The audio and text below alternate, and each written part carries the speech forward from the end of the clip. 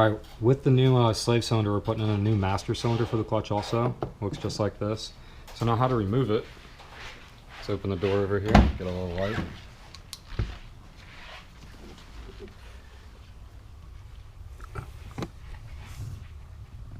Okay, as you look up here, you see this with the cotter pin in it?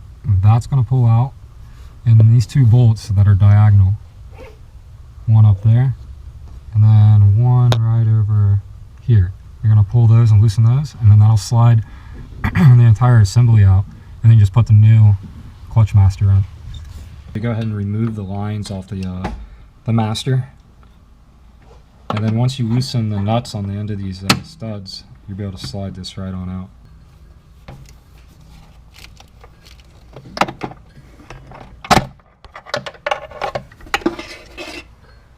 There we go. Here's the old one. Oh! I think it's 4 or 5. Oh, to check how many, it looks like it's already preset. Yeah, it should be on the 4th or on the 5th. Red? For factory, yeah. Yeah. Good all the way? That's all the way in. Cool. Awesome. Got it.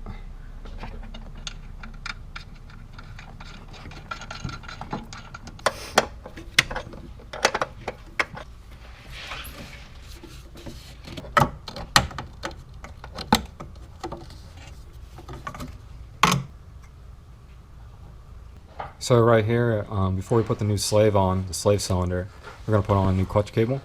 So that bracket's all the way up here at the top. It'll slide out, and then you can put in a new stainless steel cable instead of a rubber hose.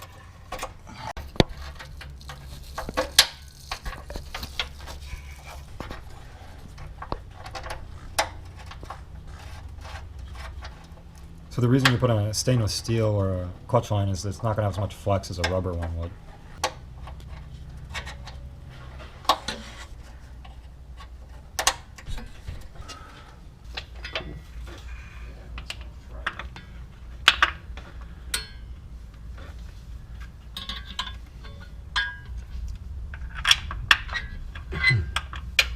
Alright, as you can see over here to the right with the blue line is the stainless steel clutch line installed.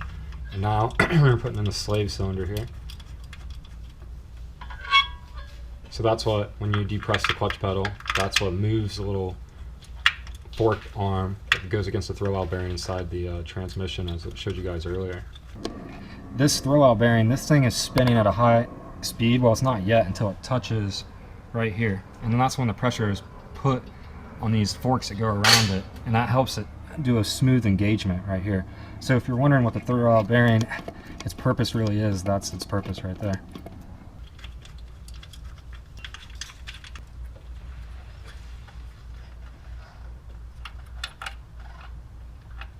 Look at that precision.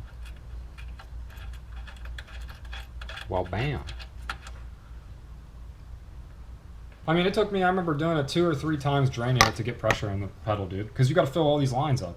We've only drained it twice. Well, you have fluid all the way down to here, and I'm not getting any air bubbles. So oh, really? It doesn't make sense on. Yeah, okay. But yeah, let's just fill that to max and then put the cap on it and then see where we get. Okay, here's the cap there. It's over there. Is this it? Oh shit, overfilled it. God damn it. Just let him pump it a little bit then. Because no air is going to get into it until it gets down. You know what I mean? So should I pump it first? I'll put the cap on. Well, yeah. If you put too much on, the cap will squirt it all over the place. Coming out right now. So don't pump it though. Just like gravity do it? Gravity do it? Yeah, I'm doing it right now. Alright, do it. It's draining right now. It's not moving at all. Wow. There's a delay. I mean, I have a constant stream down all the time.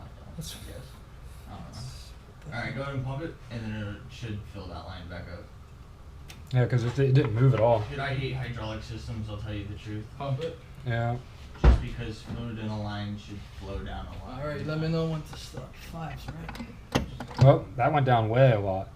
I bet. Huh? Oh shit, it goes I know. real fast now. Yeah, I know. Keep going. It's stopped now. So that means. It's at the bottom. So hold it up. Cap on the reservoir. We're gonna put it on. I'll put it on right now. Now we got room. Hold on. Put the cap I on. hope. There's room. Yeah, perfect. All right, so go ahead and you got it to the floor? Yep. All right, crack it. Okay, so part of bleeding the slave cylinder, what you need to do is you have somebody up there depress the clutch pedal. Now, they're gonna have this bleeder, you're gonna have the bleeder hose completely to the right, cracked, closed. You don't want it open. And you have that person depress the pedal until they build pressure in it.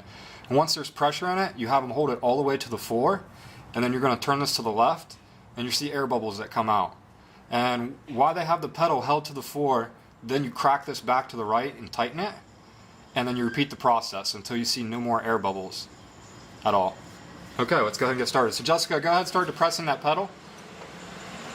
As you can see it's starting to move the slave cylinder, which is moving the fork back and forth. So whenever you press the clutch, this is what moves.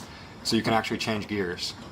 And see how this is an external slave cylinder. It's not actually in the bell housing, it's outside. Alright, you want to go ahead and hold it to the floor? Hold it. Okay, see how she has it held to the floor? We're going to turn this to the left, and there should be some air bubbles that come out. See all those air bubbles? And then you're going to crack it back to the right and repeat the process. Alright, go ahead, start pumping it. Started. Okay. Yep, you're supposed to stop at midstream when you crack it. Yeah, I'm You not know. letting it All drain right. all the way. All right, Go cool. Pump. Start pumping. Oh. Yep. I'd pump it 10 times, dude. 10 times to the Yeah, floor. just pump it a bunch and then pump it. Yep. Alright, holding. Okay. Yeah, it's gonna work, dude. This mine did this too. It just takes a while. Pump. Yep. Start pumping. Oh yeah, there it goes. Starting to drop a little bit. Holding. Crack it open. Okay, pump.